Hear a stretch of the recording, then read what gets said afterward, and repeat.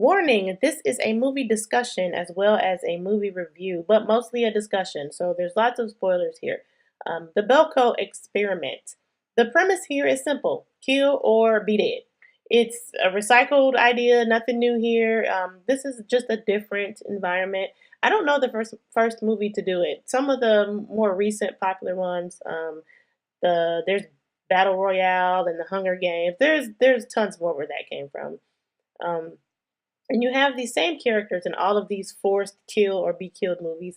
You have the people who just reject the entire concept and they're like, I'm not a murderer. I'm not participating in this. They're usually the first people to go team up with somebody else.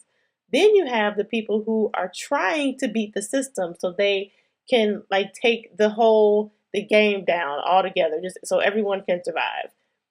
Then you got the ones that apparently have been waiting their whole entire lives for this moment. And they're like, oh, you want me to kill some niggas? Must be my lucky day. And they emerge immediately as the person to beat. So let me just say that if this was my job, the snitches are going down first. Y'all know the people that casually mention that you was late when ain't nobody noticed and, always running their damn mouths. Bob, Steve, they got to go first.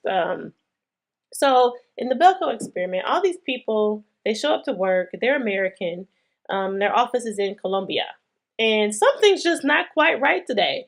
There's these new armed security people, and then someone comes over the intercom and says, "Hey, y'all got to kill two people in the next 30 minutes, or it's gonna be some consequences and repercussions." Okay. The main character is named Mike, and he's played by John Gallagher Jr. We saw him in 10 Cloverfield Lane. And his girlfriend, Leandra, is played by Adria Arjona, and she's from Emerald City, that Wizard of Oz TV show. And the movie opens up to someone singing I Will Survive in Spanish, which I thought was funny.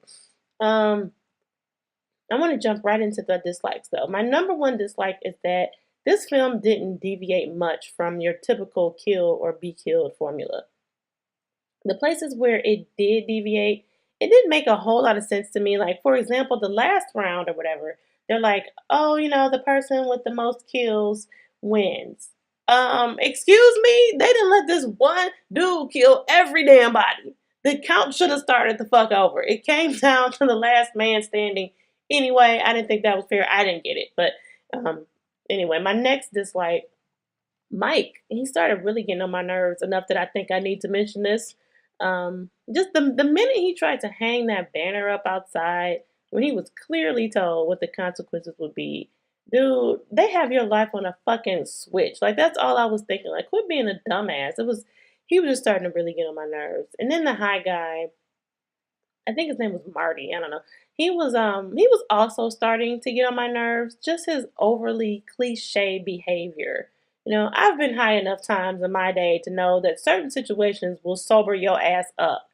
And then, he's the guy that kind of saves the day because he's high and he has, interesting ideas. But I don't know. He was just getting on my nerves, going around dumping all the water out. Just, I don't know. It was just way too stereotypical for me. And my next dislike is overall, I felt like the movie was really predictable. There wasn't a lot in it that surprised me, all the way down to the fight at the end, the good and evil. Technically, I don't want to call it good versus evil, but they're on the opposite ends of the spectrum here. It was just very predictable. And I don't want to call it evil because if you try to accept that Barry is played by Tony Goldwyn, and he's not really a bad guy, is he, given the circumstances? But in these movies, I don't know, they kind of portray that guy who wants to fight for his life the most. He's the bad guy. So whatever. My likes about it. First, I thought the pacing was very good. It got moving pretty fast. Introduced a few main characters and then got straight to the point. And it kept up a pretty good pace the entire movie. There weren't any slow periods. My next like is I felt like it was appropriately gory. It wasn't too much. It was just enough. It was there. There were dead bodies everywhere, blood, exploding heads, axe murders, a couple stabbings. And then there was that really intense tape dispenser beating at the end there that was very unique. And now I'm just going to move on to some observations, which means I don't like or dislike them. They're just observations. So the first one, it was mentioned that some of the employees have been there for over a year.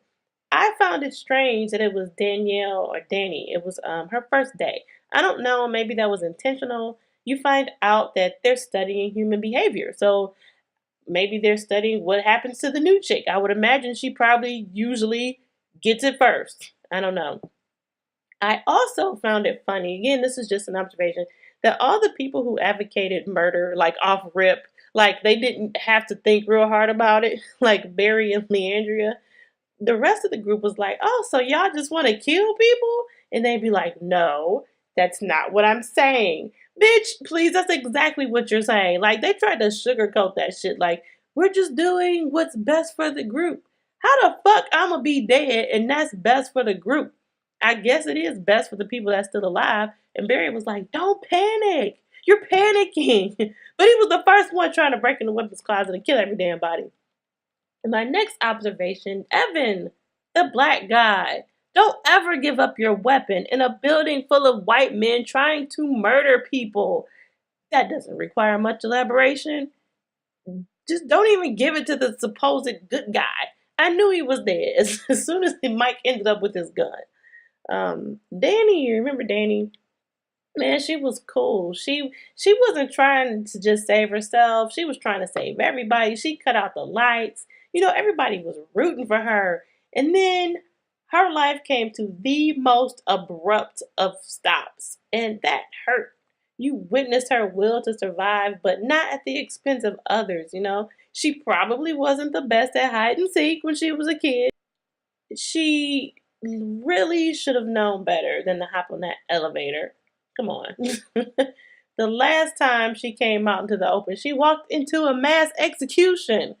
My next observation is about Barry and technically his whole little crew. So, was Barry a bad guy? We know that he used to be a bad guy. Remember Ghost? That shit he did wasn't right, Barry. I remember that shit. But what about now? Barry recognizes that he doesn't have a lot of choices here. And it seems like an asshole move, but he tries to eliminate people in at least some kind of organized fashion. He tried. Why do we think people who are fighting for their lives are the bad guys? Ultimately, the issue is less about whether or not you can kill someone and more about can you live with yourself for doing it, because you're all going to die anyway if you don't. So what do you do? I I don't know. The irony, that my last observation is just the irony of Mike being the winner, which really isn't irony because that's a movie move.